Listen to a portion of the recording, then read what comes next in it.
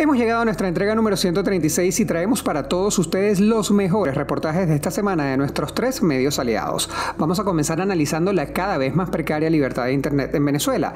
Luego escucharemos el relato de uno de los sobrevivientes del naufragio en Los Roques, quien, venciendo el miedo, logró salvar su vida. Y para cerrar, vamos a tocar un tema que interesa a comercios y productores ante el anunciado regreso del control de precios que se hiciera hace algunas semanas por el madurismo. Pónganse cómodos, esto está por comenzar. Bienvenidos a 3 en 1, tu suplemento informativo semanal con todo lo que necesitas saber de los portales Runrunes, Tal Cual y El Pitazo. A partir de este momento queremos invitarte a que disfrutes en los próximos minutos de los reportajes más destacados en estos 3 medios digitales. Siéntate, relájate y tómate el 3 en 1 de esta semana. Bienvenidos sean todas y todos al episodio número 136 del 3 en 1, tu suplemento informativo semanal. Una vez más, Luis David Miquilena desde este lado acompañándolos y siempre un gusto traerles este condensado de información. Entramos en la semana 81 desde que fue decretado el estado de alarma por el coronavirus en Venezuela, periodo de cuarentena flexible de acuerdo a lo estipulado por el gobierno nacional. Al momento de esta grabación, las cifras del coronavirus en Venezuela se ubican de la siguiente manera: 366.150 personas contagiadas, 348.895 recuperadas satisfactoriamente y lamentablemente anunciamos la cifra de 4.443 personas fallecidas. Esto vale la pena recordar según los reportes que a diario emiten voceros del régimen madurista. Y esta semana vamos a comenzar visitando el portal runrun.es y el reportaje Freedom House, la libertad de Internet en Venezuela es cada vez más precaria. Un informe del organismo internacional ubica a Venezuela en el puesto número 28 sobre 100 países en lo que corresponde a libertades de Internet. La precaria situación del sistema eléctrico con cortes y fluctuaciones en el suministro hacen que la conectividad sea una de las peores en la región. A ello se le suma la censura y el bloqueo a páginas web que ha establecido el gobierno de Nicolás Maduro, lo que ha desembocado en el cierre de algunos y la autocensura de otros. Con más detalles, la periodista María Josefa Maya. El informe publicado por Freedom House señaló que a medida que la crisis social, económica y política del país empeora, la libertad de Internet en Venezuela es cada vez más precaria. Los principales obstáculos para el acceso a Internet en Venezuela son los constantes apagones de luz y la conexión deficiente de los usuarios. Sin embargo, la organización indicó que esto no es lo único que limita a los venezolanos de tener acceso a Internet. Freedom House aseguró en su informe que la crisis humanitaria que atraviesa Venezuela impide a la mayoría de la población satisfacer sus necesidades básicas, una de ellas siendo el acceso a Internet. La crisis económica afectó la capacidad de los venezolanos de costear los servicios y dispositivos de Internet. Estos servicios siguen siendo inasequibles para la mayoría de los venezolanos. La organización explicó que aunque las tarifas de CanTV de propiedad estatal son las menos costosas, siguen siendo inaccesibles para la mayoría. Los planes van desde $1 por mes por un servicio de 2 megabytes por segundo a $14 por mes por un servicio de 22 megabytes por segundo. Esto excede la capacidad de una persona que gana salario mínimo, el cual se situó en 7 millones de bolívares o $2.54 durante el mes de mayo de 2021. Te invito a leer mi reportaje Claves Freedom House, la libertad de Internet en Venezuela es cada vez más precaria en runrun.es. ¿Cómo estás, María Josefa? Siempre un gusto saludarte. Quisiera hacerte un par de preguntas. La primera, en lo referente con el tema eléctrico, ¿cuáles son los estados más perjudicados por esta situación en Venezuela? Hola Luis, un placer saludarte a ti y a la audiencia del 3 en 1. Respondiendo a tu primera pregunta. El informe de Freedom House señala que si bien no hubo apagones a nivel nacional como los ocurridos en 2019, continúan ocurriendo apagones parciales. Estos cortes de luz limitan la conectividad en muchos estados. Tal es el caso de ciudades como Maracaibo y San Cristóbal en los estados Zulia y Táchira, que además de sufrir apagones constantes, se encuentran bajo esquemas de racionamiento de electricidad. Estos planes limitan severamente la conectividad de Internet de los venezolanos que habitan en estos estados. ¿Y cuáles son las principales páginas web que sufren estos bloqueos que son orquestados desde el Estado venezolano? En cuanto a la pregunta número 2, las páginas web que se han visto más afectadas por los bloqueos que ha hecho el gobierno de Nicolás Maduro son principalmente plataformas que son aliados de Juan Guaidó y medios de comunicación que tienen una línea editorial diferente a la del gobierno. Por ejemplo, durante las elecciones legislativas que se celebraron en diciembre de 2020, se bloquearon varios sitios web y plataformas, entre ellos Twitter, Instagram, Facebook, 21 portales de información nacional y varios sitios de medios. Estos bloqueos se observaron en CanTV, Movilnet, Digitel y Movistar. Los sitios de medios censurados el día de las elecciones incluyeron el canal de televisión en streaming Vivoplay, NTN 24, El Pitazo, Punto de Corte, El Nacional, La Patilla, Efecto Cocuyo, Crónica 1 e incluso nuestro portal runrun.es también fue víctima de esos bloqueos. No solamente fueron afectados los portales de medios nacionales, el portal de El País y la BBC también fueron bloqueados durante la jornada electoral. Hasta una próxima oportunidad, María Josefa. Muchísimas gracias. Pasamos ahora a visitar a nuestros amigos del portal El Pitazo y un reportaje que es, por decirlo menos, escalofriante. Sobreviviente del naufragio en Los Roques. Estamos vivos porque vencimos el miedo. 22 personas fueron salvadas y una persona aún permanece desaparecida en el accidente que sufriera el barco pesquero Don Rafa Jr. el pasado 19 de septiembre. La embarcación partió de Chacachacare, en el estado de Nueva Esparta, y tenía como destino el archipiélago de Los Roques. Pongan atención a este testimonio. Fue muy terrible. Eso fue de repente una explosión que no dio tiempo de nada. Recuperamos lo poquito que podíamos tener. Cuando caímos al agua, armamos una balsa y fue que nos pusimos todos de acuerdo en unión y tuvimos a flote todo en esa balsa, pero las 23 personas que estaban, gracias a Dios, llegamos sanos y salvos a tierra. Le dimos 3 noches nadando para la tierra. La periodista Nadesca Noriega nos cuenta un poco más. Sobrevivir en alta mar, en medio de la noche, es algo que luce aterrador. Solo imaginarlo da escalofríos. Durante 3 días y 2 noches en el Mar Caribe, en la inmensidad entre la Orchila y Los Roques, los 23 tripulantes de la embarcación Don Rafa Jr. se vieron precisados a mantenerse con vida en medio del mar, luego de un naufragio. Por lo menos 22 de ellos lo lograron.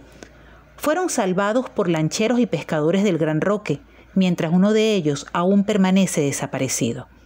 Que estos 22 hombres hayan sido salvados de las aguas es considerado por sus propios protagonistas una cuestión de Dios y del conocimiento y trabajo en equipo. Así nos lo relató Wilmer Lugo, quien iba en la embarcación Don Rafa Jr. como pasajero. Era su primer viaje largo en barco y terminó siendo un naufragio. En conversación vía telefónica con El Pitazo, Lugo nos expresó con palabras entrecortadas su agradecimiento por esta nueva oportunidad. Nosotros luchamos, pero también hubo suerte, hubo disposición y buena voluntad. Todo se conjugó a nuestro favor. Dios y la gente de Los Roques nos salvaron la vida, aseguró Lugo. El naufragio ocurrió la mañana del domingo 19 de septiembre y ellos habían zarpado desde Chacachacare, en la isla de Margarita, la tarde del sábado 18. Lugo recuerda una explosión y el fuego. Asegura que en medio del caos, estar acompañado con una tripulación con experiencia fue muy útil. Así lograron armar una lancha provisional y llevarse mecates y cuerdas, así como una tabla de surfing, y lograr de esta manera permanecer juntos en el agua. El primer día, tras el naufragio, el capitán les indicó a todos para nadar hacia la Orchila, que estaba más cerca del lugar del naufragio. Sin embargo, las olas no les permitieron avanzar y por eso decidieron tomar el camino hacia Los Roques, nadar para ver la posibilidad de ser encontrados. Hola Nadesca, espero estés muy bien. Tengo un par de preguntas. La primera, ¿se determinó la causa de este siniestro? Hola Luis, saludos a la audiencia de 3 en 1. En cuanto a la causa del siniestro, la misma no ha sido determinada por las autoridades competentes. El Instituto Nacional de Espacios Acuáticos, INEA, a quien le corresponde la investigación, no ha dado todavía los resultados de la misma. Sin embargo, conversando con los sobrevivientes salvados de las aguas, relatan que los problemas surgieron en el cuarto de máquinas de la embarcación. Un posible cortocircuito generó el incendio, que luego se propagó al acercarse a las pimpinas de gasoil que llevan estas embarcaciones, por lo cual la misma explotó en alta mar. Y por otro lado, quisiera saber si actuaron a tiempo las autoridades. En cuanto a la actuación de las autoridades, Los propios sobrevivientes indican que hubo mucho retraso. La columna de humo que generó la explosión de la embarcación Don Rafa Jr. hizo pensar a los náufragos que las autoridades de la isla La Orchila podrían socorrerlos. Sin embargo, esta nube no generó para ellos ningún tipo de alarma. El rescate del primer sobreviviente en la llamada pared de coral en el archipiélago de Los Roques hizo que lancheros y pescadores se lanzaran en búsqueda del resto de los sobrevivientes sin esperar la autorización o la actuación de las autoridades. Posteriormente, el comando de guardacosta en el archipiélago de Los Roques se sumó a la búsqueda. Los propios roqueños y los sobrevivientes han denunciado que desde hace 10 años el archipiélago de Los Roques no cuenta con una unidad de rescate apropiada para ser utilizada en estos casos. Muchísimas gracias, Nadezhka. Un placer saludarte. Y esta semana le toca el turno de cierre al portal Tal Cual con el reportaje titulado «Comercios y productores desestiman posible regreso del régimen de control de precios». Desde inicios del gobierno de Maduro, el control sobre el precio de los productos ha ocasionado escasez, inflación, especulación y pérdidas millonarias para toda la cadena productiva. Una vez más, y en procura del tan prometido milagro económico, Maduro asomó la posibilidad de implementarlo nuevamente. Escuchemos. Su naturaleza es obtener la máxima ganancia por la vía de la especulación, porque fueron 100 años obteniendo la máxima ganancia especulando con el petrodólar de Cadivi y de otros instrumentos y especulando con el producto traído importado a dólar barato a precios totalmente especulativos. Es su naturaleza. Ahora, esa naturaleza está alborotada, distorsionada aún más, producto de la guerra económica. Sin embargo, comerciantes y productores desestimaron la eventual medida debido a las características de un mercado que está a merced de la demanda y oferta basada en el dólar. Brian Contreras nos tiene más información. Bienvenido, Brian. Un gusto saludarte. Adelante. Hola Luis, un saludo para ti y para toda la audiencia de 3 en 1. Es para mí un placer estar nuevamente en este espacio hablando en esta oportunidad sobre un tema que podría preocupar a muchos venezolanos, especialmente aquellos que conozcan o recuerden sus consecuencias, como es el caso del control de precios, ya que Maduro ha asomado en los últimos meses una posibilidad de retomar esta política y la verdad es que podría significar un retroceso importante para el sector privado que ha tenido cierto avance en estos últimos 2 años debido a una economía un poco más libre. Sin embargo, creo que la gran conclusión de la investigación que realizamos en Tal Cual es que se trata de una estrategia discursiva, de simplemente un discurso populista que no debería tener una aplicación real. El mismo Maduro dijo que haría anuncios al respecto una semana después de hacer esta propuesta y después de más de un mes esos anuncios no han llegado. De igual forma ordenó a la ministra de Comercio Nacional, Eneida Laya, hablar con empresarios, con comerciantes privados para evaluar esta posibilidad y según las fuentes consultadas por Tal Cual, estas reuniones se han ejecutado, pero no se ha hablado en ningún momento de control de precios, no se ha hecho énfasis en ello. De todas maneras, sea como sea, es un tema que debería preocuparnos porque todavía Venezuela no ha terminado de superar todo el escalabro que significaron tanto el control de precios como las demás políticas regulatorias del gobierno sobre la economía. Venezuela no ha terminado de salir de la hiperinflación a pesar de que ha logrado desacelerarla. Entonces, un retroceso en esta materia podría ser perjudicial para el devenir económico.